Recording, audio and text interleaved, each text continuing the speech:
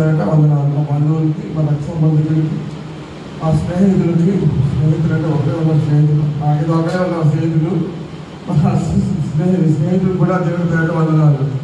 పిల్లలు వచ్చారు, మా పాస్టర్ గారు, పాస్టర్ సంఘ సభ్యులు కూడా వచ్చారు, వారు కూడా దేవుని పేరట నేను వందనాలు జరుపుకుంటున్నాను. అదేవిధంగా మా వీధి వారు కూడా దేవుని పేరట వందనాలు జరుపుకుంటున్నాను. మరి పాస్టర్ గారు దేవుని పేరట వందనాలు మీకు చెప్పారు. హల్లెలూయా. అదేవిధంగా మనకి మ్యూజిక్ అందించినటువంటి మా ప్రభులో అందించినటువంటి మా లూకా గారి సంఘం ఇది. ఆయనతో మాకు మంచి అనుబంధం ఉందండి.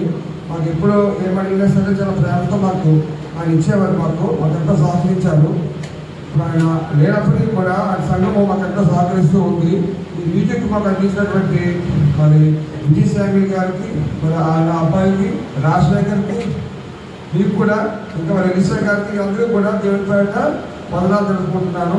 మరి చక్కటి దేవుని వాక్యం మనం విన్నాము, మనం రక్షించబడ్డాం కాబట్టి మనం అందరం కూడా ఇది ట్రై చేయడం కాదు, పక్క మనం ప్రయత్నించడం కాదు, పక్క మనం ఉండాలి. మనం గురుగుల్లాగా ఉండకూడదు, మనం గోధుమల్లాగే ఉండాలి. ఎలా ఉండాలి? గోధుమల్లాగే ఉండాలి. మనం గోధుమల్లాగే ఉండాలి.